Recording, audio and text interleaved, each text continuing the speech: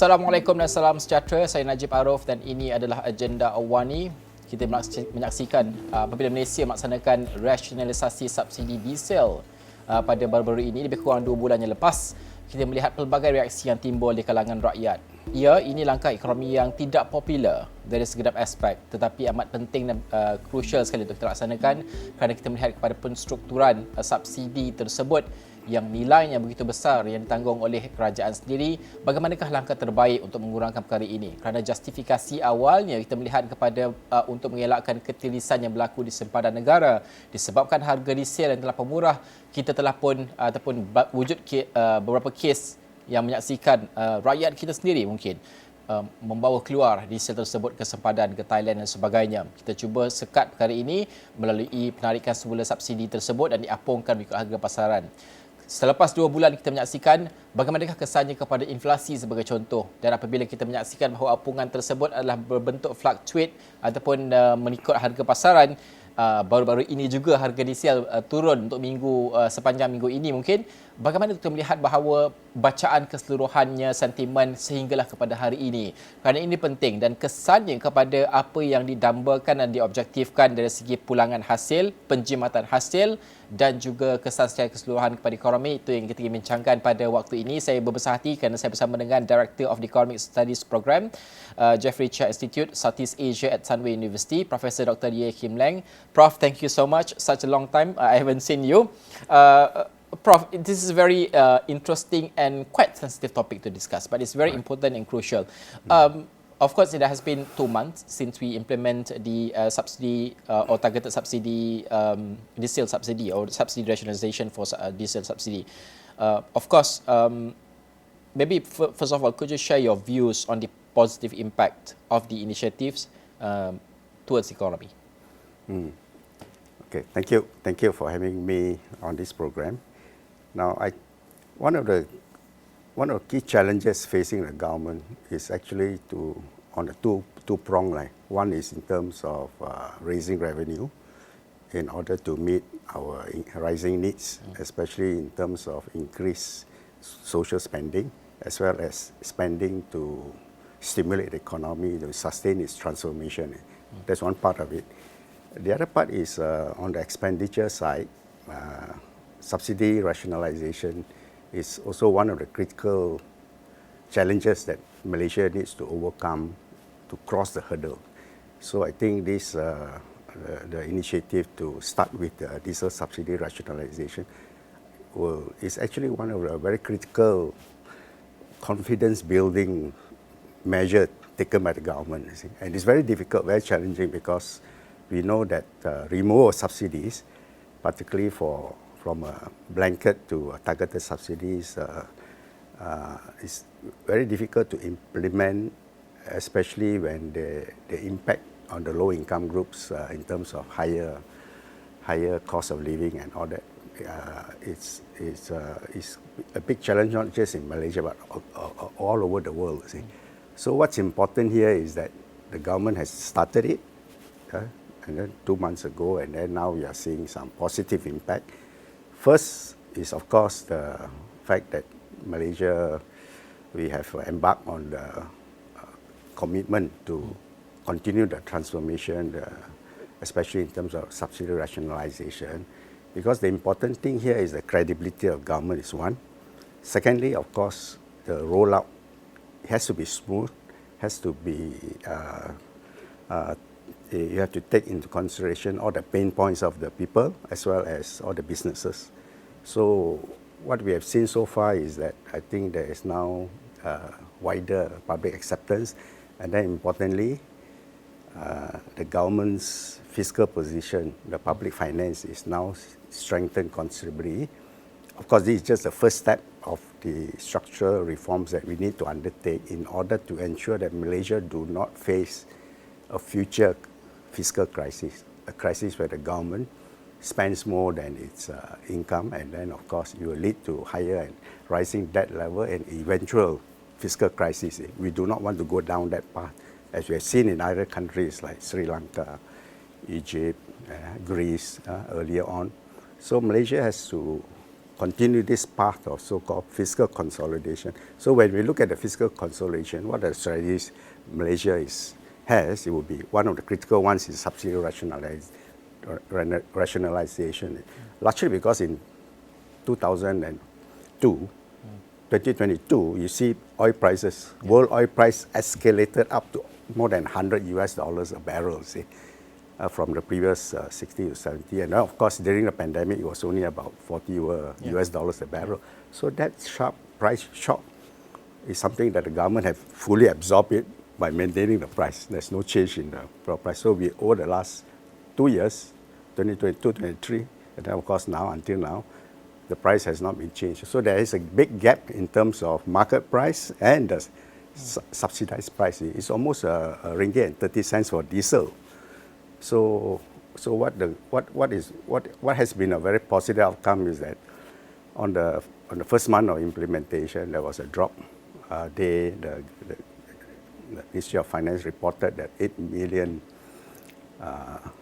so-called 8 million sales reduction in the pump at the pump, and also commercial sales rose by 4 million liters. You see, so all these are positive signs that the subsidy rationale has happened that will really very important reduce the leakage, and then importantly it helps to increase the government reduce the government subsidies burden. At the same time, some of the subsidy savings, and this is very important for the rest. Some of the subsidy savings, you see that it continues to be given, especially in terms of diesel. Those that are involved in providing services, logistics, transport, and all that, they continue to receive the subsidies. And also under the Budi program, individual users are also entitled to this 200 ringgit a month subsidies. So it helps to mitigate the impact of the move towards from a blanket subsidy, covering everybody, now to a more targeted subsidies. And importantly, because it's because of the huge differential in price between countries, between like Malaysia and Thailand and other countries, you find that there's a lot of smuggling and leakages. So the savings from the leakages are quite clear over the last 2 months, and that's one of the positive impact that we see in terms of enhancing Malaysia's fiscal resilience, and then importantly how we can use the subsidy savings in terms of improving how we spend on our resources. So that this is also a very critical component for the people, because for those in the lower income groups, the government now has greater capacity to increase the spending. And what we are seeing here is that there's very important focus that we need to increase our spending on healthcare. That's very important. Healthcare now, because of the post-pandemic increase in higher spending for health, is very important. And then also for education, for public transport infrastructure and other spending on other social programs. So all those need to be increased as the economy, as the population ages. So I think a very key principle here is that the benefit here is actually shift from a broad-based, more blanket subsidy to one that is targeted, and then with the savings, both from moving to market price, where those who can afford to pay market price, they will pay market price, because typically they are able to afford and they are able to consume more, and so there will be some transfer reduction in the subsidy saving, and then importantly the reduction in leakages, especially through smuggling and that. So a lot of savings that from an economist perspective, we see that there will be an increase in greater spending efficiency by the government. And then there was one study that was cited that a 1% reduction in that will actually, the subsidy rationalization can contribute to at least around 0.6% increase in our GDP. if we can sustain the subsidy rationalization. You see. Okay, the numbers, that I have right now, the government, has saved 250 million ringgit on diesel subsidies in the first month since its implementation, right? That is one of the ways, that the government, can save the money. But let's talk about the concerns for the people as well. Many have expressed concerns that the targeted diesel subsidy, have a domino effect. And if you look at the data by Department of Statistics Malaysia, DOSM, they reported that the inflation rate remains at 2%, unchanged basically. 2% is basically manageable in that sense.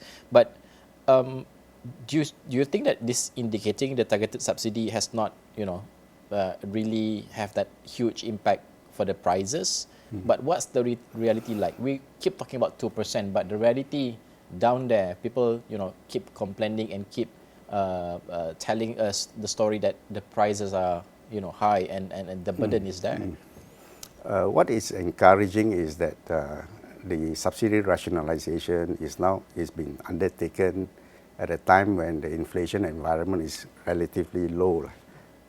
So that's why the impact currently is not, we are not seeing a very sharp escalation or spike in the prices. But that's not to say that there's no inflation pressure, partly because there are some cases whereby suppliers and vendors, they have actually raised prices, including the F&B sector, which is being felt by the consumers, you see. That's why food inflation, even before the diesel subsidy rationalizing, has been relatively high, about 4 to 5% increase compared to below 2% for the overall inflation, you see.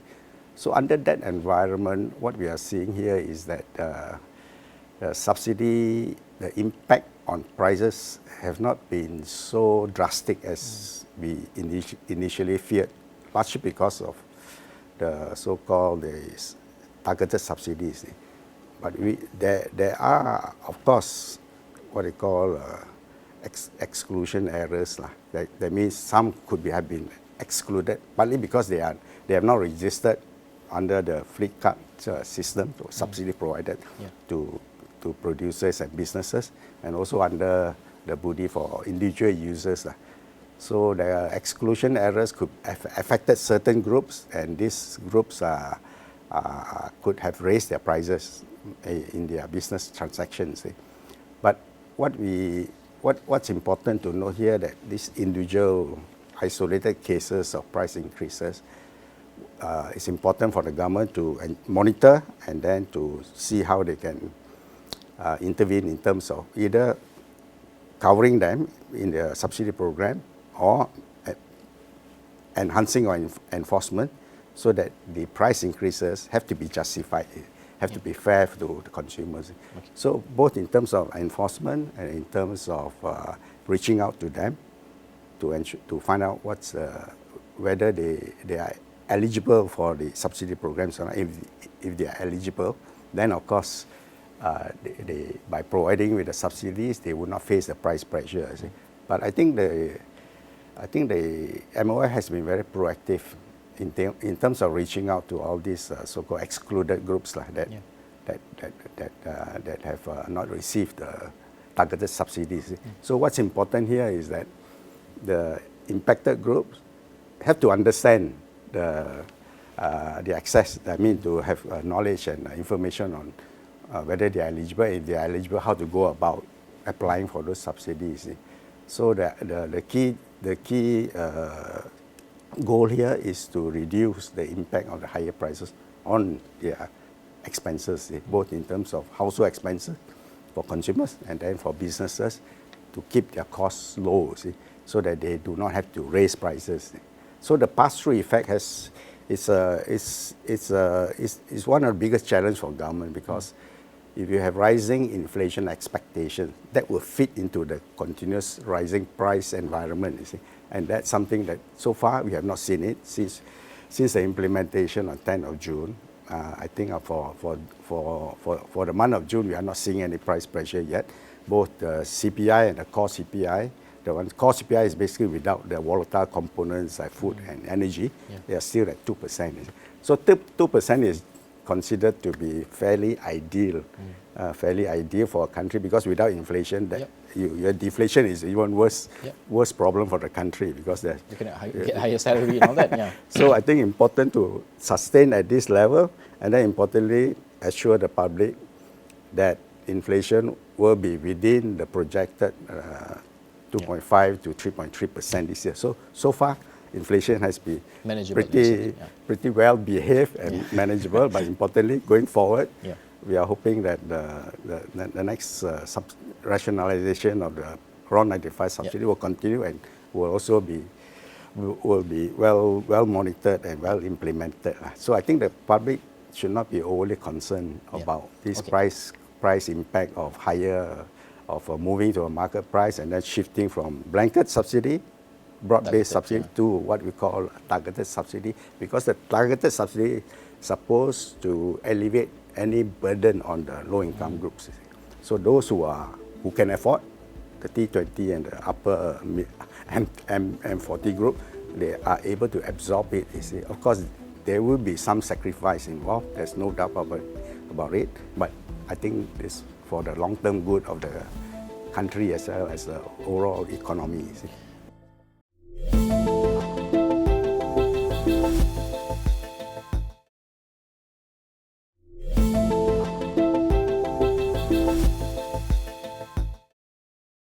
Let's talk about the fiscal deficit a little bit, because this is the objective and target of the subsidy rationalization. And of course, the government has announced that the intention to reduce the debt to GDP ratio from 64% previously to 60% within 5 years. Yes. So, do you think that or to what extent that the targeted diesel subsidy is the main factor in terms of achieving this number?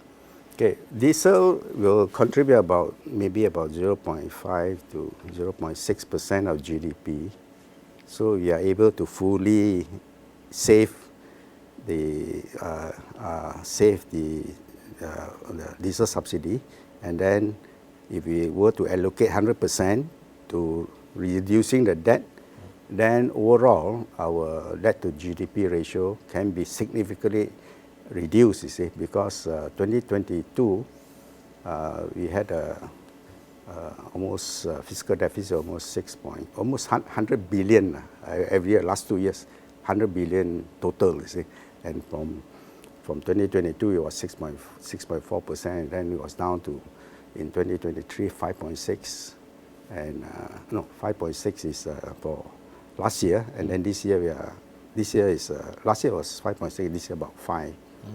We are hoping to reduce it to 4.6 and then eventually to 3 by 2030. It's a gradual fiscal consolidation, but in order to achieve declining fiscal deficit ratio as well as reducing debt level, fuel subsidy rationalization is one of the key strategies that are very necessary, very important for enhancing our fiscal resilience, improving the fiscal soundness, and also giving greater fiscal flexibility and fiscal space for the government to operate, you see, in the event of future shock. And that's one of the critical advantages. If we have a stronger fiscal position, then we are able not just to provide, enhance the living standard of the country, but also importantly, to shield ourselves from future economic shocks. So in terms of debt level, besides raising revenue, the subsidy rationalization is one of the critical components on the demand side, on the expenditure side, how we can spend more efficiently, and then we do not need to increase so much our deficit. So we can achieve a declining deficit from this year's 4.6% to perhaps gradually decline to 3% within the next few years. The earlier we achieve so-called a more affordable, more sustainable fiscal deficit, the better will be it.